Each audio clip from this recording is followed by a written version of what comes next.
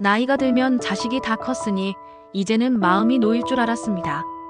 젊을 때는 그저 아이들 잘 키우는 게 전부였고 그 고생 끝에 이젠 서로 편안하게 살겠구나 싶었지요. 아침마다 도시락을 싸고 저녁이면 아이들 숙제를 봐주던 시절.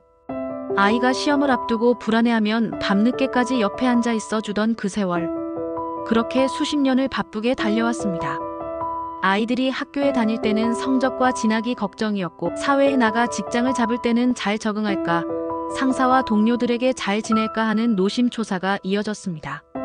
그리고 결혼을 하고 가정을 이루면 이제는 부모로서 한숨 돌릴 수 있겠구나 하고 생각했습니다. 하지만 막상 나이를 먹어보니 그게 다가 아니었습니다. 어느 날 저녁 식탁에서 자식이 무심하게 내뱉은 한마디가 있습니다. 그 얘기 또 해요? 요즘 세상은 그렇게 안 해요. 말투는 차갑고 눈빛은 건성이고 마치 내가 시대에 뒤처진 사람이라도 되는 듯한 그 표정. 그 순간 웃음 지으려다 멈춘 제 얼굴에 어색한 정적이 흘렀습니다. 그동안 얼마나 많은 시간을 자식에게 쏟아왔던가 생각이 나면서 가슴 속에서는 서운함을 넘어서 깊은 씁쓸함이 밀려왔습니다. 이럴 때 마음이 참 복잡합니다. 내가 저 나이에 저랬던가? 아니면 내가 너무 예민한 건가? 스스로를 탓하기도 하고 어쩌다 이렇게 되었을까 하는 허탈함도 듭니다. 분노와 슬픔 그리고 자책이 한꺼번에 몰려옵니다. 무엇보다 안타까운 건 이런 말들이 한 번으로 끝나지 않는다는 겁니다. 한 번 상처 준 말은 시간이 지나면 조금 옅어지지만 같은 말이 반복되면 그건 깊은 금이 됩니다. 그런 순간마다 저는 공자와 맹자의 가르침을 떠올립니다. 공자는 논어에서 이렇게 말했습니다. 부모를 섬김에 능히 힘을 다하라. 여기서 말하는 섬김은 단순히 생활을 돌보는 것이 아닙니다. 부모를 대하는 말투, 눈빛, 태도 속에 진심이 담겨 있어야 합니다. 아무리 좋은 음식을 사주고 돈을 쓰더라도 그 속에 존중이 없다면 그건 효가 아니라 거래에 불과합니다. 예전에는 부모가 먼저 자식의 안부를 챙기고 길을 열어주고 힘이 되어 주었습니다. 아이가 학교에서 친구와 다퉜다는 소식을 들으면 마음이 조마조마했고 첫 직장에 출근하던 날은 내가 일하는 것처럼 긴장했습니다. 하지만 세월이 흐르면 그 관계는 서서히 바뀌어야 합니다. 이제는 자식이 부모를 챙기고 부모의 마음을 기쁘게 하는 쪽으로 변해야 합니다. 그런데 현실은 그렇지 않은 경우가 많습니다. 이런 경우 우리는 흔히 감정적으로 반응하기 쉽습니다. 너 지금 그게 할 말이니? 내가 너 어떻게 키웠는데? 이렇게 목소리가 높아지고 나도 모르게 날카롭게 받아치게 됩니다. 하지만 공자는 말했습니다. 말이 많으면 이길 수 없고 말이 격하면 화가 생긴다. 말로 자식을 이기려 하면 오히려 관계가 멀어지고 감정의 골만 깊어집니다. 부모의 한마디는 때로 칼보다 날카롭게, 때로 약보다 깊게 작용합니다. 저는 이런 상황에서 이렇게 말해본 적이 있습니다. 내가 지금 나를 대하는 모습 속에 내 자식이 커서 너를 대할 모습이 보인다. 싸움이 아니라 거울을 보여주는 것입니다. 인간은 나이를 먹으면 결국 부모의 자리에 서게 됩니다. 그 자리에서 무엇을 받게 될지는 지금 자신이 부모에게 하는 행동이 결정합니다. 맹자는 인간의 본성이 선하다고 믿었습니다. 측은지심은 인의의 싹이다. 남을 불쌍히 여기는 마음이 바로 어지름의 시작이라는 뜻입니다. 자식이 부모를 무시한다는 건 그 본래의 마음, 연민과 공경의 마음을 잃어버린 상태입니다. 맹자의 어머니 맹모의 이야기는 너무나 유명합니다. 맹모 삼천지교. 아들의 교육을 위해 3번이나 이사한 이야기입니다. 처음에는 공동묘지 근처에 살았는데 어린 맹자가 장례를 흉내내며 놀자 시장 근처로 옮겼습니다.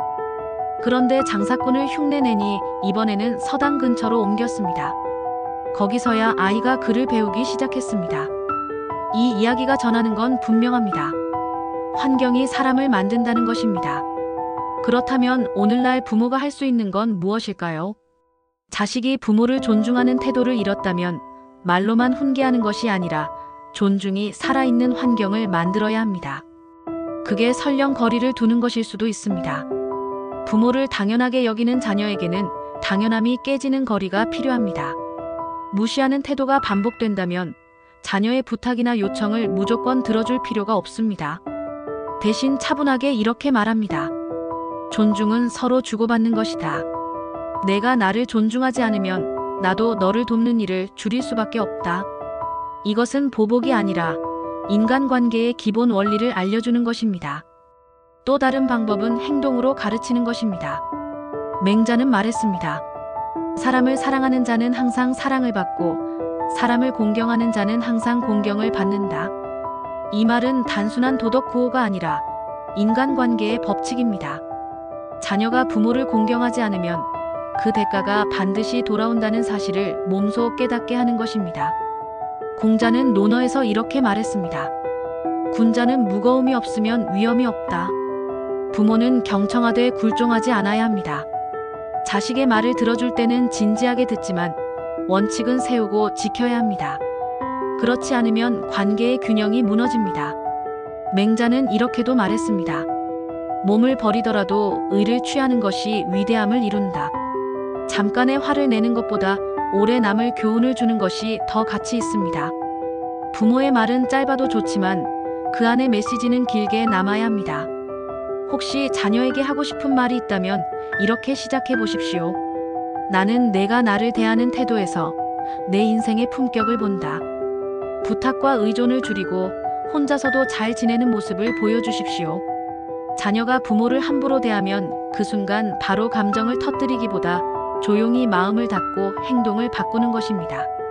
예를 들어 그동안 습관처럼 해주던 일들을 줄이거나 방문과 연락 빈도를 부모가 주도적으로 조절하는 것도 방법입니다. 또 하나 좋은 방법은 기록입니다. 자녀가 무시하는 발언이나 태도를 메모해 두었다가 감정이 가라앉은 날 차분하게 꺼내서 보여주는 것입니다. 말로 하면 흘려듣지만 글로 기록된 자신의 모습을 보면 자녀는 훨씬 더 크게 깨닫게 됩니다. 그리고 꼭 기억해야 할 것이 있습니다. 부모가 품위를 잃는 순간 자녀의 존중은 더 빠르게 사라진다. 자녀가 무례하게 나와도 목소리를 낮추고 눈을 바라보고 말하십시오. 아이들은 결국 그 순간을 오래 기억합니다. 공자는 부모의 자리를 하늘에 비유했습니다. 맹자는 그 하늘을 받드는 것이 사람의 도리라고 했습니다. 늙었다고 힘이 줄었다고 무시해도 된다는 생각은 그 도리를 잊은 것입니다. 말보다 행동으로 알려주십시오. 부모가 품위를 지키고 원칙을 세우면 시간이 지나 자녀의 마음속에 그것이 깊이 남습니다. 부모가 된다는 건 단순히 자식을 낳아 키운다는 의미가 아닙니다. 끝까지 품위와 원칙을 지켜 자식에게 본이 되는 삶을 살아가는 것입니다. 오늘부터는 감정의 소모 대신 원칙과 품격으로 대답해 보십시오. 그것이 2000년 전 공자와 맹자가 가르쳐준 길이며 지금 우리에게도 여전히 통하는 지혜입니다. 혹시 오늘 이야기가 마음에 남았다면 구독과 좋아요 부탁드립니다.